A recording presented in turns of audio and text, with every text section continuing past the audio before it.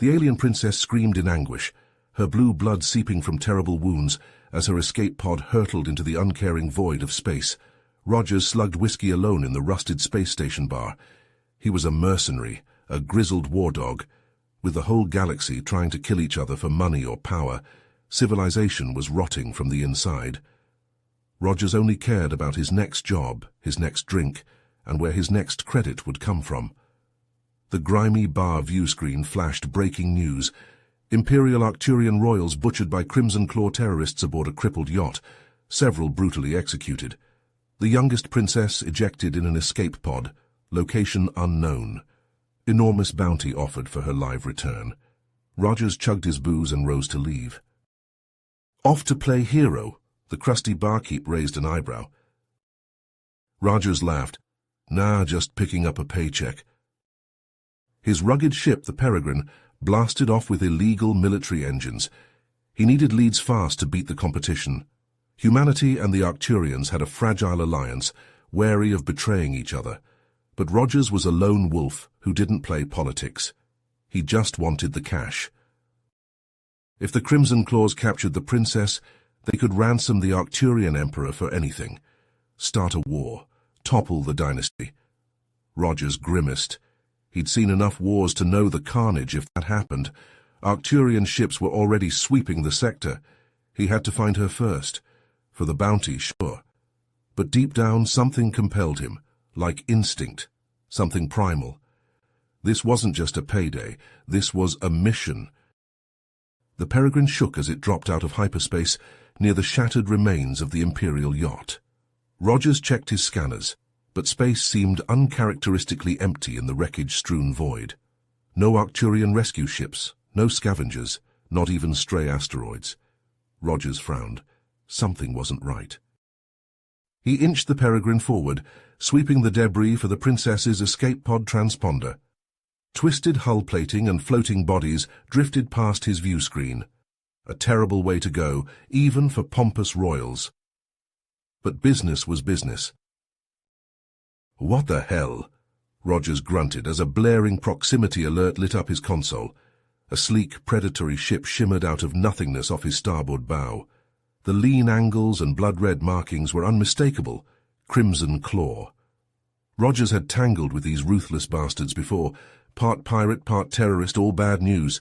They had a nasty habit of leaving no survivors. The claw ship bristled with nasty-looking disruptor cannons and proton torpedo tubes.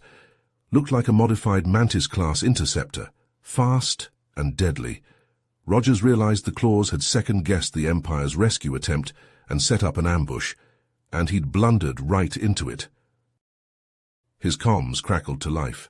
Attention, unidentified vessel. This is the Crimson Claw warship Deathstalker. Cut your engines and prepare to be boarded. Resist, and you will be vaporized. The grating alien voice dripped malice. Rogers snorted. Like hell he'd surrender to scum like the Claws. His finger stabbed down on his missile controls as he wrenched the Peregrine into a stomach-churning evasive spiral.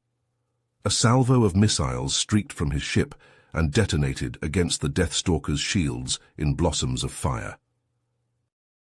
The interceptor returned fire instantly, scathing beams of disruptor energy slashing past the Peregrine. Rogers jinked and rolled, his hands flying over the controls. The shattered wreckage of the royal yacht loomed ahead. Rogers gritted his teeth and plunged the Peregrine into the debris field.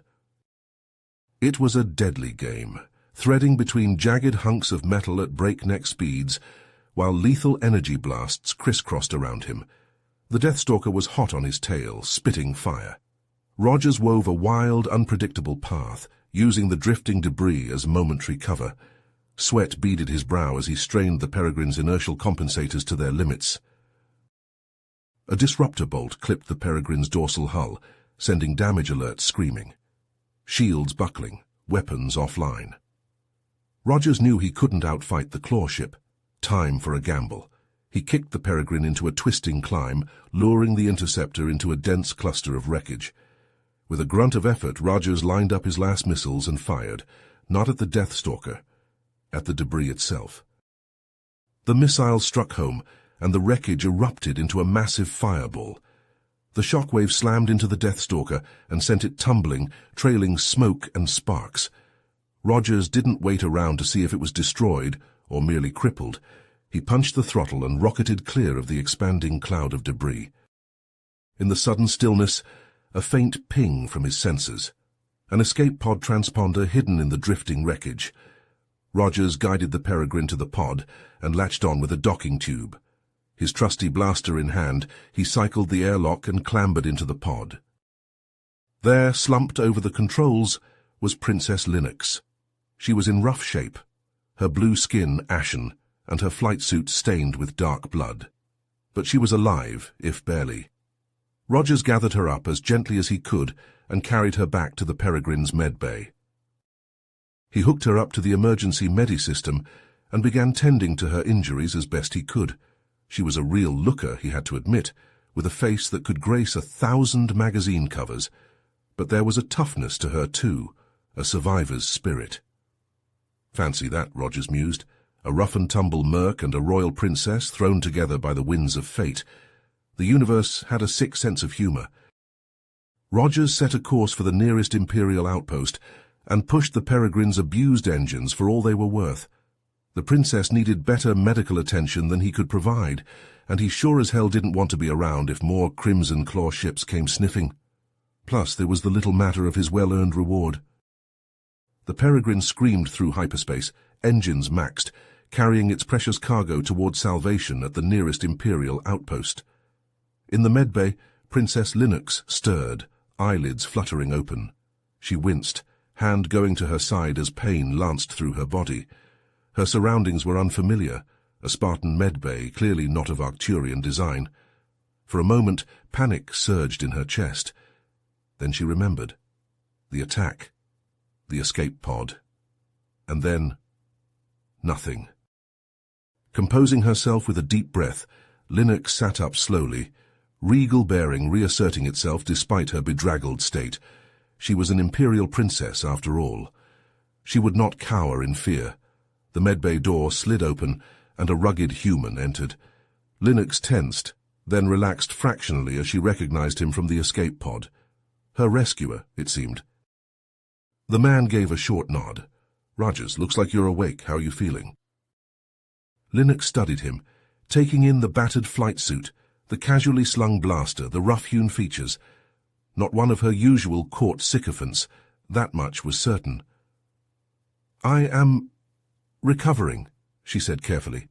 "I owe you my thanks, but I must ask, why did you save me?"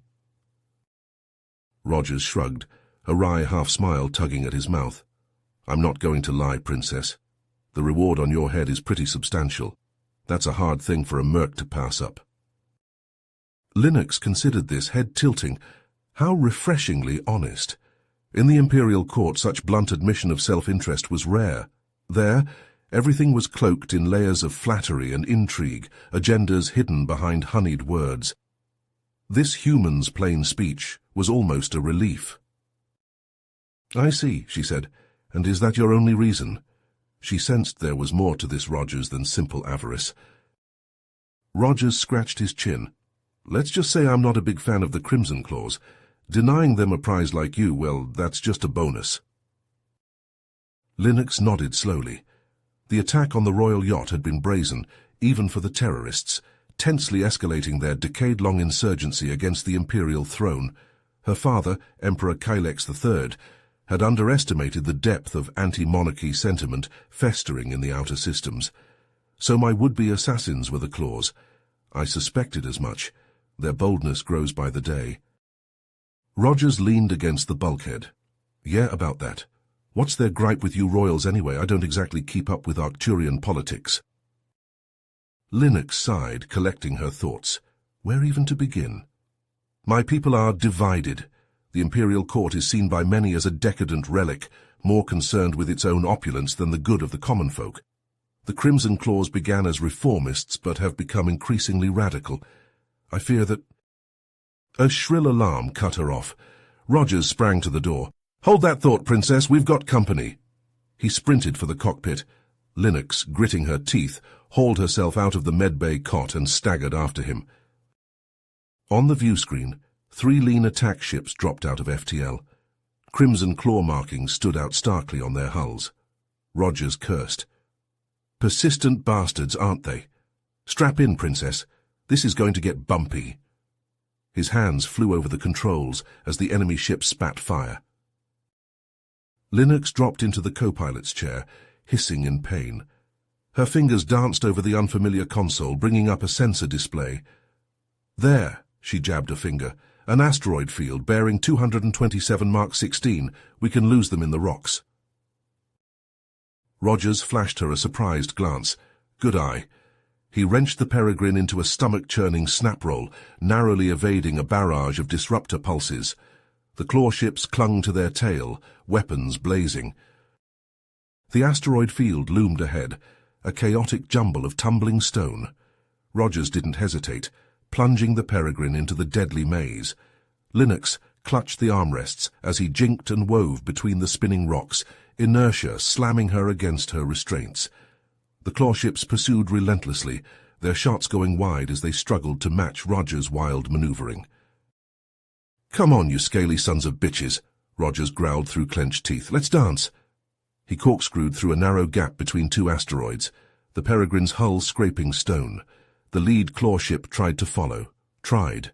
The asteroids collided with a titanic crunch, pulverizing the attacker. Linux scanned the sensor feed, searching for any advantage in the treacherous field. "There's an unstable pocket of methane ice 40 kilometers to starboard," she called out. "If we can lure them close and put a missile into it." "Boom," Rogers finished, grinning savagely. "I like the way you think, Princess." The unlikely duo worked in tandem, Rogers hurling the Peregrine through a series of bone-rattling maneuvers, while Linux guided him toward the volatile ice ball. The claw ships dogged them, firing relentlessly, but unable to land a solid hit. Respect kindled in Rogers' eyes as he witnessed Linux's keen tactical mind in action. They reached the methane pocket, the 2 remaining attackers hot on their heels. Rogers lined up the shot, sweat trickling down his face. Missile away. The projectile leapt from the Peregrine's launcher and burrowed into the ice. For a heartbeat, nothing. Then the ice shattered in a blinding explosion, deadly shards shredding the claw ships. Rogers let out a whoop of triumph. Linux sagged back in her chair, adrenaline ebbing. They had done it, outflown and outfought the claws together. An unlikely partnership, but an effective one. Perhaps there was more to this human than she had assumed. The Peregrine shot from the asteroid field, battered but unbowed. Rogers angled them toward open space, toward safety. But the respite was short-lived. A massive shape emerged from behind a planetoid, dwarfing the Peregrine with its brutal black hull. A crimson claw dreadnought, a warship built for planetary sieges and fleet engagements. They were gnats before its might. Rogers' shoulders slumped in defeat. The Peregrine was fast and agile, but it couldn't outrun the dreadnought's missiles nor scratch its armor. Wordlessly, he reached to power down the engines, to surrender. Linux's hand shot out, gripping his wrist. "No. Let me talk to them." Rogers blinked at her incredulously. "Talk to them. Princess, maybe you hit your head harder than I thought. They'll vaporize us." But Linux was already activating the comm, spine straight, chin raised, every inch the regal princess. "Crimson Claw vessel, this is Princess Linux of the Imperial House. I demand to speak to your commander at once." "Demand? What are you—" Rogers sputtered, but the words died on his lips as the dreadnought's captain appeared on the screen. A weathered Arcturian face, a deep scar slicing through one milky eye. The man stiffened in shock, then dipped into a bow. "Your Highness, this is unexpected." Linux's eyes narrowed. "Captain Craxus, I thought I recognized your ship. You have a great deal to answer for, attacking your rightful ruler." Craxus fidgeted, unable to meet her imperious gaze.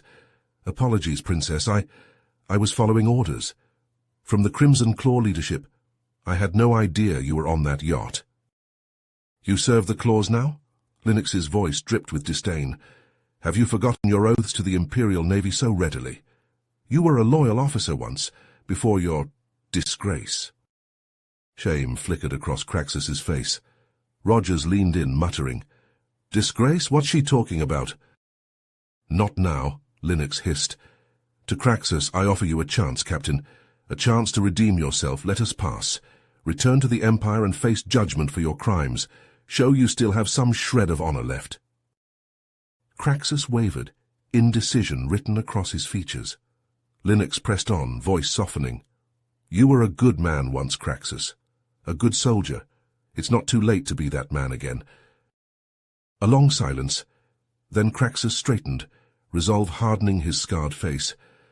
"Very well, you may proceed, Your Highness, but I cannot return. My fate lies with the claws now, for good or ill. May the stars guide you." He cut the transmission abruptly. The dreadnought hung in space a moment longer, then ponderously pivoted, lumbering away into the void. Rogers blew out an explosive breath. "That was impressive, Princess. Didn't think he'd actually listen to you." Linux slumped back, wincing as her injuries made themselves known once more. "Captain Craxus is a complicated man. He was court-martialed and exiled for refusing a foolish order during the Vaxos campaign. I spoke in his defense, but the Admiralty Board overruled me. It seems his sense of duty to the Imperial House still lingers." Rogers shook his head, incredulous. He had underestimated this princess. She was no fainting damsel, but a canny politician and a natural leader. The depths of her character ran deeper than he had imagined. He found himself simultaneously impressed and unsettled. Who was this woman he had rescued? And what had he gotten himself into by saving her? Questions for another time. He turned back to the console, laying in a course for the Imperial outpost. "You should get some rest, Your Highness. We'll be at the base soon." Linux nodded wearily, struggling to her feet. She paused in the hatchway, looking back. "Thank you, Rogers, for everything." A small smile, then she was gone, leaving Rogers alone with his swirling thoughts as the stars streamed past the viewport.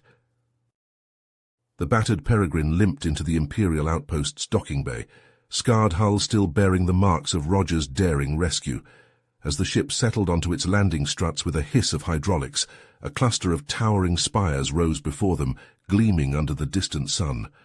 Arcturian architecture at its finest, all graceful curves and soaring lines, a symphony of metal and glass that sang of a proud, ancient culture.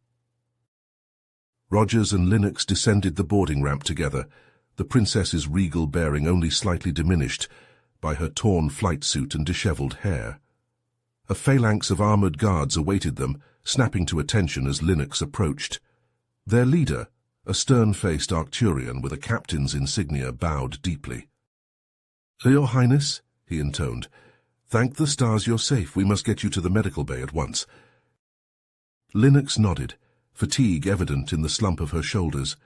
She turned to Rogers, a flicker of something unreadable in her eyes. Thank you again, Rogers, for everything." Then she was gone, whisked away by her protectors, leaving Rogers standing alone on the landing pad. He felt a strange twinge in his chest as he watched her go, an unfamiliar sensation he couldn't quite name. The weight of their shared ordeal hung in the air, a bond forged in fire and blood. The narrator pauses, reflecting on the unexpected connection that had blossomed between the battle-hardened mercenary and the imperial princess. An unlikely duo, thrown together by the capricious winds of fate. Yet somehow, through all the danger and chaos, they had found a mutual respect, an understanding that transcended their vastly different worlds. Rogers was shaken from his reverie by the approach of a high-ranking Arcturian officer, his uniform heavy with braids and medals. The man extended a hand, his grip firm and cool. "Captain Rogers," he said, voice clipped and formal, "I am Admiral Zovax. On behalf of the Imperial Navy, I wish to extend my deepest gratitude for your valiant efforts in rescuing Princess Linux." Rogers shrugged, uncomfortable with the praise. "Just doing my job, Admiral." "And you will be well compensated for it," Zovax assured him. "The reward has already been transferred to your account. However," he fixed Rogers with a piercing stare, "there is another matter I wish to discuss. A proposition, if you will." Rogers cocked an eyebrow. "I'm listening." The Crimson Claws remain a thorn in the Empire's side, Zovak said grimly. Their brazen attack on the royal family was merely the latest in a string of atrocities. We need someone with your particular set of skills to help us root them out, once and for all. A slow grin spread across Roger's face. The promise of more action, more credits was music to his ears, and if he got to put a few more clawheads on pikes in the process, all the better. "All right, Admiral," he said, sticking out his hand. "You've got yourself a merc." As Rogers made his final preparations to depart, running through the Peregrine's pre-flight checklist with practiced efficiency, a commotion on the landing pad caught his eye. He looked up to see Princess Linux striding towards him, her bearing regal despite the simple tunic and trousers she now wore. Her guards hovered anxiously nearby, but she waved them off with an impatient gesture. Rogers descended the boarding ramp to meet her, surprise etched on his rugged features. "Your Highness, I thought you'd be halfway to the core worlds by now." Linux smiled, a warm, genuine expression that lit up her sapphire eyes.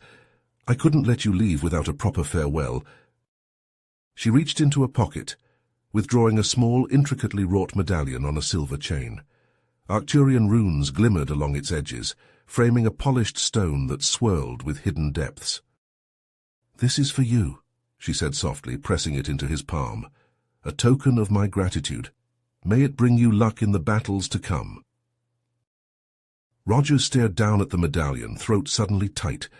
He had been given many things in his life: payment, orders, scars, but never a gift. Not like this. Not from someone like her. I don't know what to say," he managed, voice uncharacteristically rough. "Then say nothing." Linux's hand lingered on his for a moment, her touch cool and electric. "Until we meet again, Rogers. And we will. I feel it in my bones." With a final enigmatic smile, she turned and walked away, leaving Rogers to stand in the shadow of his ship, medallion clutched tight in his fist. He watched until she disappeared from view, a strange mix of emotions churning in his gut. His reverie was broken by the chirp of the Peregrine's comm. Duty called. With a shake of his head, Rogers ascended the ramp, the thud of his boots echoing in the sudden stillness. He slid into the pilot's seat like a second skin, hands already dancing over the controls. The narrator speaks of the change that had come over Rogers, subtle but profound. The hard-bitten mercenary, once driven solely by profit and self-interest, now found himself moved by something deeper. A sense of purpose, of connection to something greater than himself. The Arcturian princess had awakened a part of him he thought long dead, a glimmer of the man he once was, or could be. The Peregrine's engines roared to life, fusion drives flaring with blue-white light. Rogers felt their power thrumming through the deck plates, a wild, fierce joy that sang in his bones. This was where he belonged, out there among the stars, chasing the next job, the next adrenaline rush. Only now, for the first time in a long time, he had something else to fight for, something worth believing in. The ship lifted from the pad with a burst of thrusters, landing gear retracting as it knifed into the sky. Rogers pushed the throttle to the stops, feeling the kick of acceleration slam him back in his seat. The outpost dwindled behind him, its spires dwarfed by the vast emptiness of space. The medallion hung heavy around his neck, a tangible reminder of the promise he had made, not just to Linux but to himself. He would see this through, no matter the cost. The Crimson Claws and whatever other threats lurked in the cosmic shadows would learn to fear the name of Rogers. The Peregrine leapt into hyperspace with a flash of pseudo-motion, stars blurring into long streaks of light. Rogers leaned back in his chair, a grim smile playing about his lips. The hunt was on. Rogers threw himself into his new mission, with a fervour born of both duty and a strange gnawing sense that all was not as it seemed in the glittering halls of the Arcturian Empire. He struck at Crimson Claw cells across the sector, his raids swift, brutal, and efficient. Always one step ahead, he used every trick and tactic he'd learned in his years as a merc to keep the enemy off balance. Yet even as he racked up victories, Rogers couldn't shake the feeling that he was missing something. The Claws were too well equipped, too well informed. They seemed to anticipate his every move, as if they had eyes and ears everywhere. The narrator speaks of Roger's growing unease, the way the shadows seemed to lengthen with each passing day, the way the very air seemed thick with secrets and lies. Something was rotten at the heart of the Empire, a cancer that had spread to every corner of Arcturian society. It was on a raid deep in the Outer Rim that Rogers finally found the proof he sought. In a fortified bunker hidden beneath the ruins of a long-dead civilization, he discovered a trove of encrypted data files. It took days to crack the codes, but when he did, the truth hit him like a plasma bolt to the gut. The Crimson Claws weren't just a terrorist group, they were a hydra, with heads in every branch of the imperial government. Senators, generals, even members of the royal court itself were secretly working to destabilize the very empire they had sworn to serve. And at the center of it all, the attack on the princess's yacht. Not a random act of violence, but a carefully orchestrated move in a game of galactic chess. Rogers sat in the dimmed light of the Peregrine's cockpit, staring at the damning evidence scrolling across his screens. He thought of Linux, of the fire in her eyes and the steel in her spine. She was a pawn in this game, a piece to be sacrificed for the sake of power. The thought filled him with a cold, righteous anger. The narrator describes the moment of decision, the way Roger's jaw clenched and his eyes hardened with grim purpose.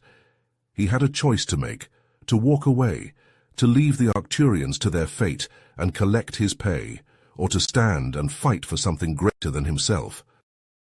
In the end, it wasn't really a choice at all. Rogers plotted a course for the heart of the Empire, his ship screaming through the void like an avenging angel. He didn't know who he could trust, didn't know what awaited him at the end of this path. All he knew was that he had to try, had to risk everything to save the princess and her people from the monsters in their midst. As the gleaming spires of the Imperial Palace came into view, Rogers checked his weapons and steeled himself for the fight to come. The Crimson Claws had no idea what was about to hit them. They had underestimated him, underestimated the power of one man with nothing to lose and everything to fight for. The narrator falls silent as Rogers guides the Peregrine into a steep dive, the palace looming larger with each passing second. The stage is set, the pieces are in motion. The fate of an empire hangs in the balance, and at the center of it all, a battle-scarred merc and a princess who holds the key to salvation or damnation in her hands.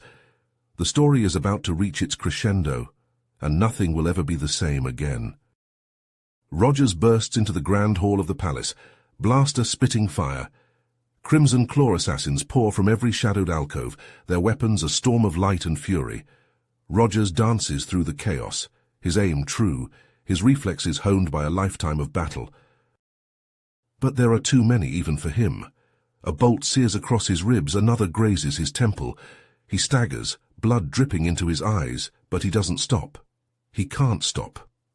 Linux is somewhere ahead, in the heart of this nest of vipers, and he will reach her or die trying. The narrator's voice rises above the din of battle, painting a picture of courage in the face of overwhelming odds. Rogers is a force of nature, unstoppable, indomitable. He carves a path of destruction through the enemy ranks, a trail of broken bodies and shattered dreams in his wake. At last he bursts into the throne room, and there she is, Linux resplendent in her royal regalia, her eyes wide with shock and fear, and beside her the Emperor himself, his face twisted with rage and madness. "Linux," Rogers shouts, his voice raw with desperation. "It's a trap. Your father, the court, they're all in league with the Crimson Claws. They've been using you, manipulating you. You have to believe me." For a moment the world hangs in the balance. Linux looks from Rogers to her father, her expression a mask of confusion and betrayal. The Emperor snarls, his hand going to his blaster. But Rogers is faster. He levels his own weapon at the monarch's head, his finger tightening on the trigger. "Don't do it," he growls. "It's over. Your game, your lies, all of it. The princess knows the truth now." The narrator describes the tension in the air, thick enough to cut with a knife. The fate of an empire, of a galaxy, will be decided in the next few seconds. Rogers holds the Emperor's gaze, unflinching, unwavering. And then Linux is moving, stepping between them, her voice ringing out clear and strong. "Stand down, both of you," she commands. "Rogers, if what you say is true, then we have much to discuss. But not like this, not with violence and bloodshed." She turns to her father, her eyes hard as diamonds. "And you," she says, her voice cold as the void. "You have much to answer for if these accusations are true. Guards, take the Emperor into custody. We will get to the bottom of this, one way or another." The room erupts into chaos, guards rushing forward, the Emperor shouting in rage and defiance. But Rogers only has eyes for Linux. She meets his gaze, and in that moment 1,000 words pass between them. Gratitude, respect, and something deeper, something neither of them dares put a name to. The narrator speaks of the aftermath, of the long days and nights that follow. Linux, now Empress in her own right, works tirelessly to root out the corruption that has festered in the heart of her empire. Rogers is by her side every step of the way, her trusted advisor and confidant. Together they piece together the shattered remnants of Arcturian society, forge a new path forward. It is not an easy road, but they walk it side by side, bound by a bond forged in fire and blood. And then one day it is time for Rogers to leave. His work is done, his mission complete. The Empire is safe, Linux is secure on her throne. There is no place for a rough-edged merc in the shining halls of power. Linux comes to him on the landing pad, her eyes bright with unshed tears. "You could stay," she says softly, her hand resting on his arm.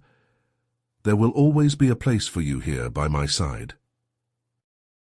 But Rogers shakes his head, a sad smile tugging at his lips. "We both know that's not true," he says gently. "I'm a creature of the stars, Linux. The palace walls would soon feel like a cage, and besides—" He takes her hand, presses a kiss to her knuckles. "You don't need me anymore. You've grown so strong, so brave. The Empire is in good hands with you at the helm." Linux nods, blinking back tears. "Will I ever see you again?" she whispers.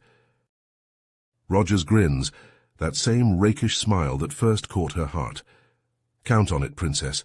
The galaxy's a big place, but it's got a funny way of bringing people back together.